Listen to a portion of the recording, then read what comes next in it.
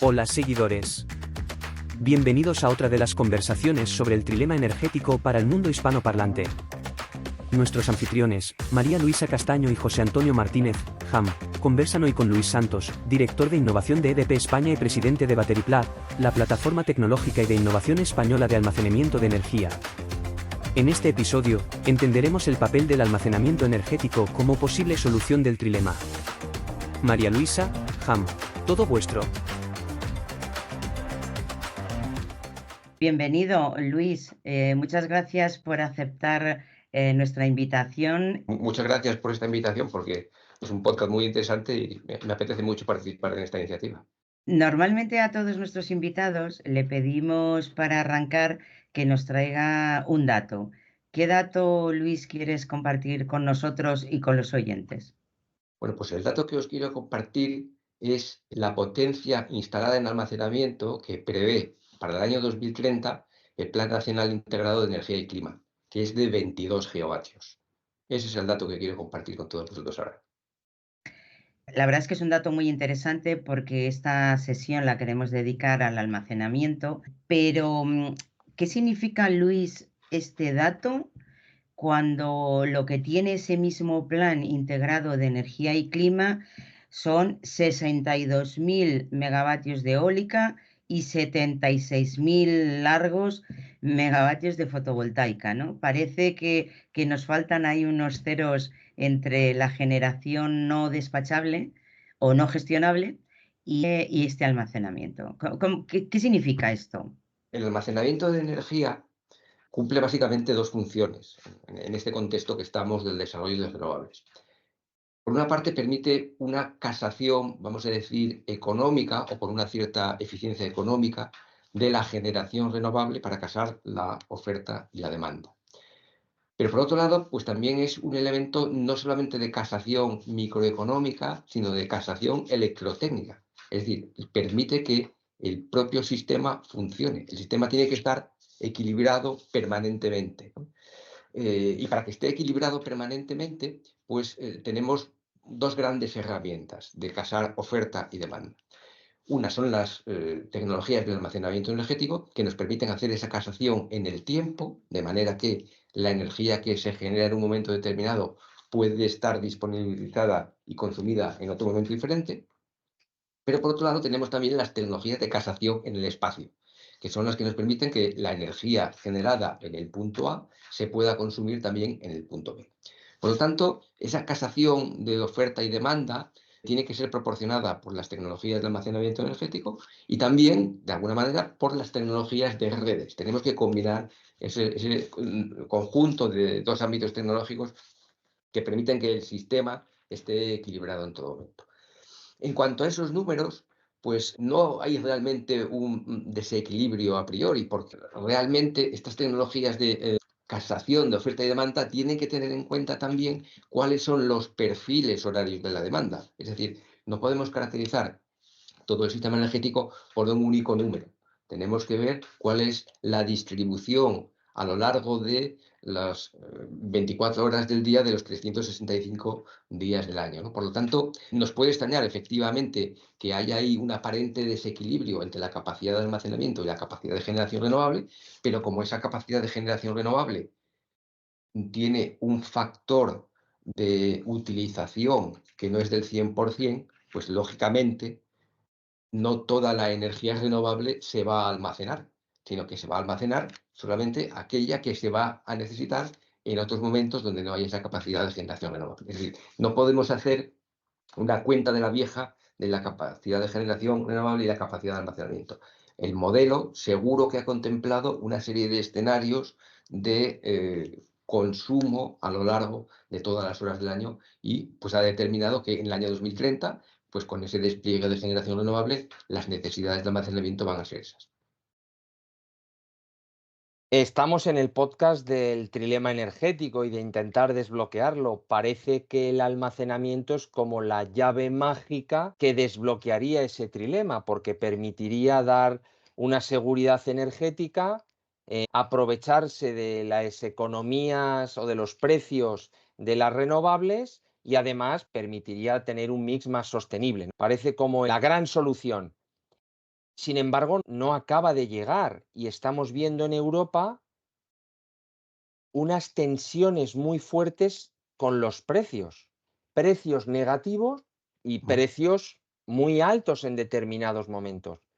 ¿Cuándo llegará el almacenamiento de verdad? Bueno, el almacenamiento de verdad llegará cuando además pues sea económicamente atractivo. Empezamos en esta transición energética a las renovables, ya teníamos almacenamiento de energía.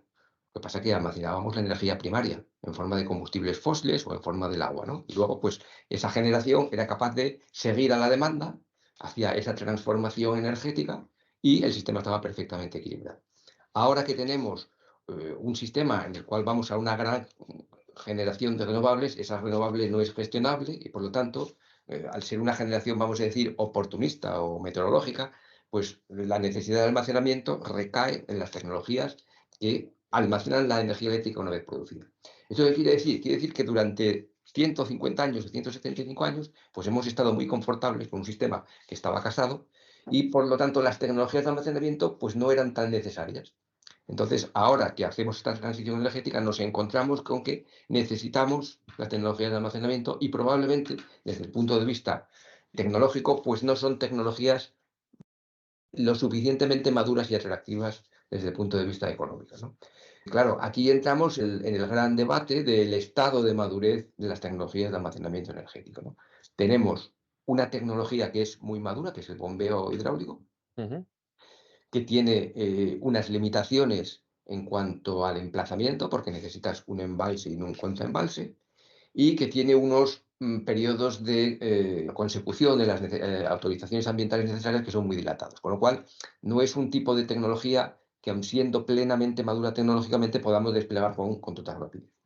Por otro lado, tenemos otras tecnologías de almacenamiento electroquímico, como es el mundo de las baterías, donde tenemos las tecnologías de baterías de iones de litio, que es una tecnología plenamente madura, pero que ha alcanzado esa madurez como consecuencia del empuje de sectores económicos e industriales completamente diferentes, como es el caso de la electrónica de consumo.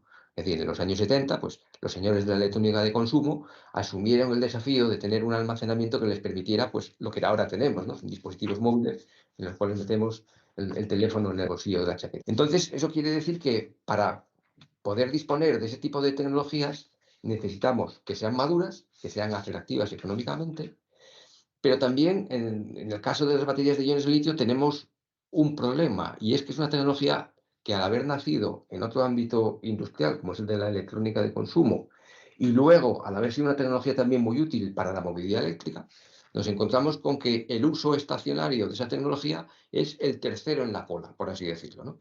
Entonces hay un mercado que a día de hoy es un mercado de oferta, es decir, el fabricante de baterías de iones de litio escoge a su cliente, ¿eh? Entonces, su cliente primordial es aquel que, o bien porque sea el propio dueño de la tecnología, como en el caso de la electrónica de consumo, y que ya digamos que tiene una posición ganada, o en el caso de la movilidad, porque también necesita hacer esa transición, pues van acaparando, por así decirlo, los primeros puestos en cuanto a competitividad. Claro, ten en cuenta que cuando tienes un producto susceptible de diferentes usos, cada uno de esos usos puede tener un precio diferente, puede estar dispuesto a pagar cantidades diferentes. Entonces, si el señor de electrónica de consumo está dispuesto a pagar un precio superior al que tú, como operador energético, estás dispuesto a pagar, pues estás el tercero en la cola. ¿Eso qué quiere decir? Que necesitamos tecnologías de almacenamiento maduras que nos independicen un poco de ese problema, de ese conflicto. Y por eso, pues necesitamos desarrollar ese tipo de tecnologías, y nosotros en Battery Plug, pues específicamente lo que queremos es impulsar en España el desarrollo de esas tecnologías y que se hagan proyectos y que tengamos ese tipo de capacidad. ¿Este escenario es un escenario pesimista? No, es un escenario realista, y yo creo que hay motivos para la esperanza. Y es que efectivamente hay otras tecnologías de almacenamiento que van madurando progresivamente y que nos ofrecen perspectivas de poder situarse en situación competitiva más pronto de lo que pensábamos, ¿no? Y me voy a referir, por ejemplo, a las baterías de iones de sodio. Y las baterías de iones de sodio son, por así decirlo, muy parecidas a las baterías de iones de litio, ¿eh? Lo único que, en lugar de emplear el litio, utilizan el sodio, que es un elemento mucho más abundante y mucho más barato. que efectivamente en su desarrollo tecnológico pues quedaron un poquito aparcadas, quedaron en segundo lugar frente a las baterías de iones de litio, ¿no? Esto que dices de esa competencia por el uso, por la aplicación de la batería, me recuerda el plan de almacenamiento del Reino Unido, en el que ellos decían que en el 2040 iban a tener casi 200 gigavatios hora de baterías de almacenamiento, pero prácticamente solo el 5% iba a la red. El otro iba a otras aplicaciones que, como dices tú, seguramente son más rentables, la tecnología está más madura. Entonces, al final, desde el punto de vista de la generación eléctrica, el almacenamiento era muy limitado. Porque quizás es muy caro o no es rentable o no está maduro, pero yo creo que esa competencia en el usuario puede ser importante. Sí, es un problema de coste de oportunidad, es decir, el fabricante de esa tecnología, si tiene 3 mercados que atender, pues irá progresivamente a los más rentables, ¿no? Claro, ese es un efecto de canibalización. Luego, además, tenemos un efecto de intracanibalización, casi diría yo, ¿no? ¿Por qué? Porque incluso en los usos estacionarios del almacenamiento, no todos los países sufrimos lo mismo. Es decir, ¿quién tiene más necesidad de almacenamiento? Pues lo tienen aquellos sistemas eléctricos aislados, islas. Y por lo tanto, pues Australia necesita desesperadamente tecnologías de almacenamiento. Entonces, cuando tú le llamas a un fabricante de baterías y dices que quieres un proyecto de 10 megavatios, te dice que, bueno, ya, pero es que él tiene en Australia proyectos de 400 megavatios. Entonces, por eso te quedas un poco a la cola, ¿no? A la hora de satisfacer tus necesidades de tus proyectos.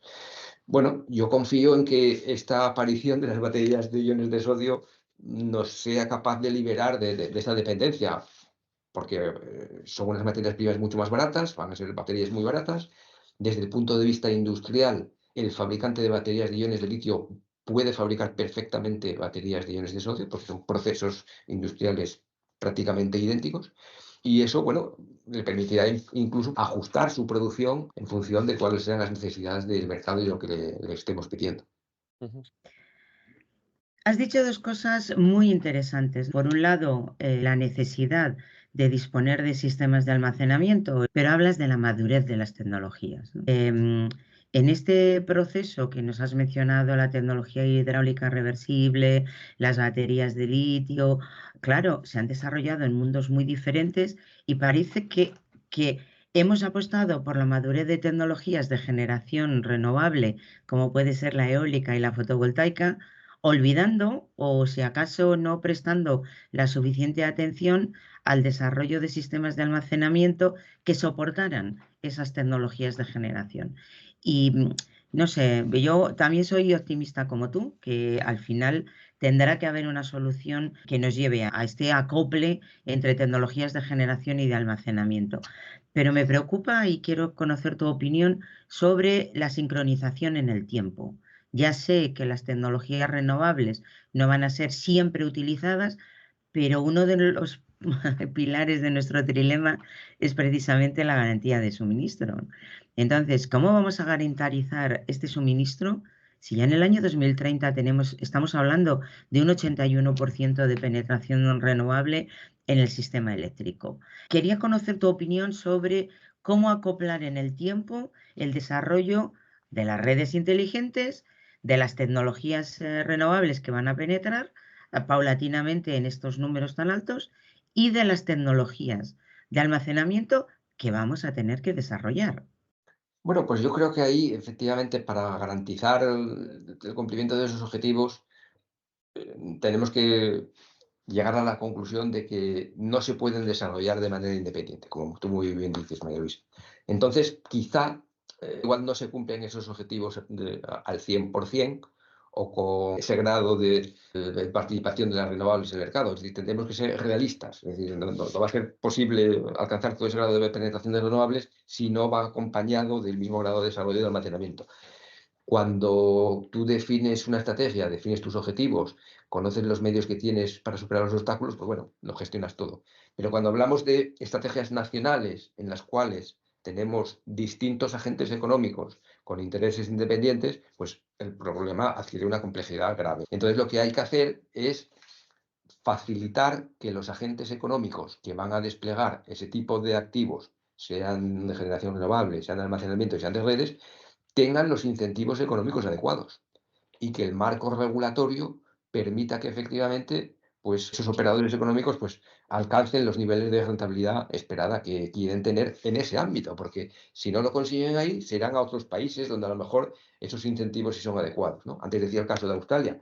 En Australia, claro, están desesperadamente necesitados de almacenamiento y han desarrollado toda una batería de medidas regulatorias y de apoyo económico que hacen que las instalaciones de almacenamiento no solamente existan, sino que algunas ya, fíjate, incluso algunos ya han alcanzado los niveles de recuperación de la inversión inicial, es decir, ya son rentables, ya ganan dinero, ¿no? Entonces, bueno, ahí tendremos que ser conscientes de las medidas de incentivo que hay que poner encima de la mesa para que los operadores desplieguen ese tipo de activos. No es fácil, no es fácil porque siempre hay intereses en conflicto, pero quien ha hecho la estrategia pues tiene que ser consciente de que para que haya ese despliegue de sus activos, pues tiene que poner encima de la mesa pues ese marco regulatorio retributivo adecuado. Y una pregunta, Luis. Otros países, para facilitar esa transición entre la generación tradicional y la generación renovable, han implantado mercados de capacidad. De alguna manera, evitas esa desvirtualización de los precios. ¿Los mercados de capacidad facilitan o le abonan el terreno al almacenamiento o por el contrario son como una especie de competencia en esa flexibilidad en el sistema? No, yo creo que los mercados de capacidad son, vamos, una herramienta casi imprescindible para el almacenamiento, ¿no? Ten en cuenta lo que decía al principio, el almacenamiento no solamente es una herramienta de casación económica, sino que es una herramienta de casación tecnológica de tecnia. Es decir, los mecanismos de capacidad lo que aseguran es que el sistema funciona. Es decir, que hay un perfecto equilibrio. Entonces, bueno, son un mecanismo muy bueno de asegurar que hay los incentivos adecuados para que ese tipo de instalaciones aporten esa estabilidad. También es verdad que tenemos que hablar de almacenamiento y flexibilidad. Es decir, yo cuando empecé en el mundo de la energía hace casi 30 años, la primera vez que fui a un congreso internacional era de gestión de la demanda, Demand Side Management.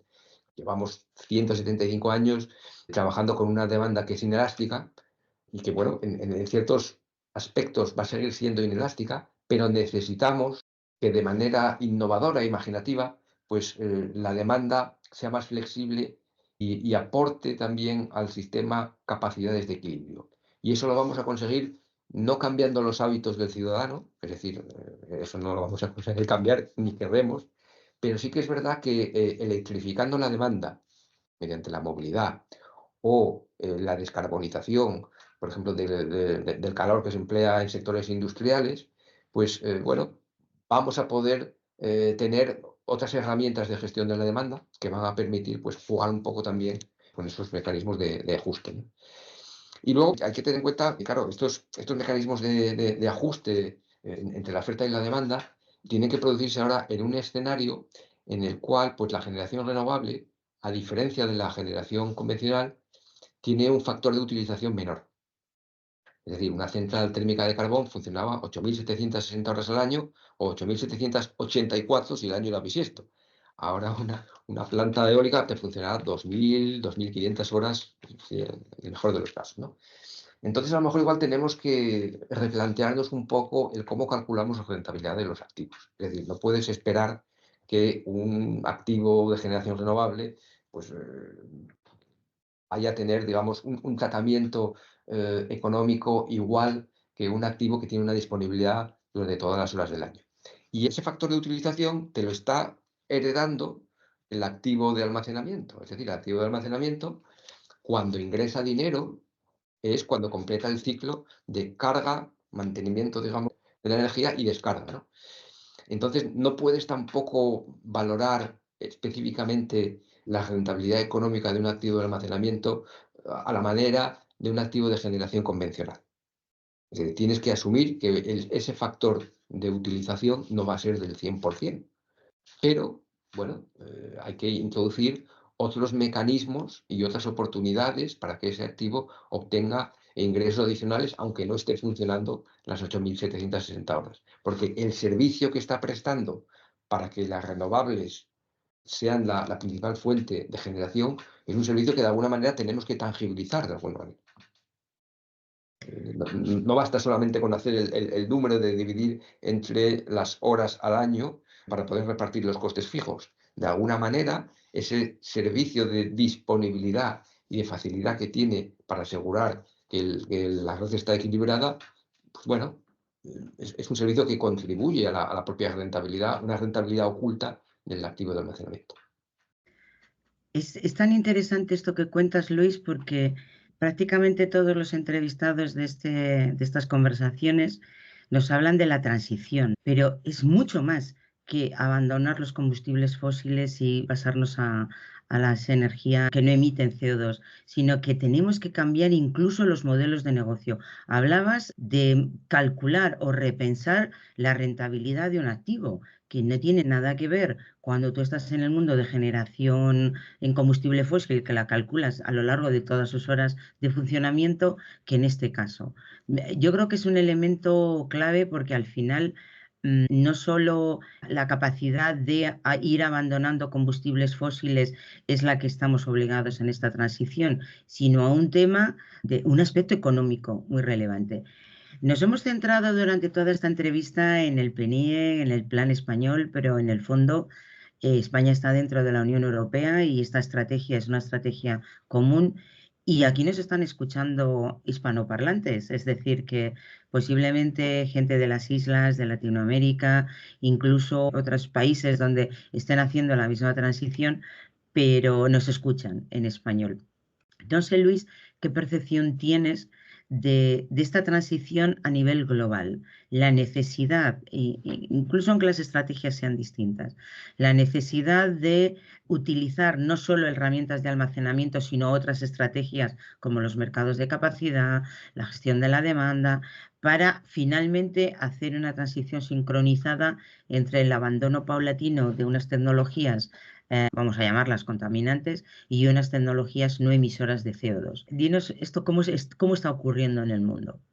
Bueno, en el mundo está ocurriendo, pues efectivamente, de manera muy diferente porque los sistemas eléctricos son muy diferentes. Es decir, el sistema eléctrico que tiene Australia, un país enorme, que es un continente, que es una isla, interconexiones cero, pues es una situación muy diferente a la que puede ser Alemania. Es decir, ten en cuenta que Alemania está rodeado de un país que tiene una generación fundamentalmente nuclear, que es Francia. Un país que tiene una generación fundamentalmente hidráulica, que es Austria. Un país que tiene una generación fundamentalmente eólica, que es Dinamarca. Un país que tiene una generación hasta ahora fundamentalmente de carbón, que era Polonia. Y no tiene barreras geográficas con ninguno de ellos. Es decir, es un caso completamente diferente al que puede ser el de Australia, ¿no? Entonces, cada caso es único. Entonces, cada país tiene su propio dilema.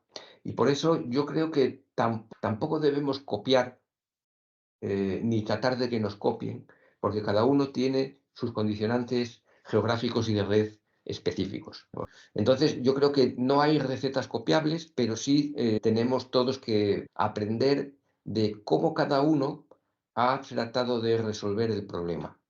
Y superando esas especificidades geográficas o meteorológicas, pues quienes más avanzados están son los que han desplegado instrumentos regulatorios que hacen que sea fácil el desplegar soluciones, ¿no? Lo que debemos copiar es aquellos que han aprendido a hacer las cosas fáciles, porque probablemente en situaciones diferentes a las nuestras, pues han conseguido un mayor despliegue de renovables, un mayor despliegue de almacenamiento y bueno, un enfoque probablemente pues más pragmático en lo que es la resolución de sus problemas. Bueno, muy interesante, Luis. Para cerrar, nos gustaría pedirte, como a todos los invitados, que compartieras con nosotros lo que le pedirías a la lámpara de Aladino para intentar desbloquear este trilema energético. ¿Qué recomendarías que te gustaría pedir?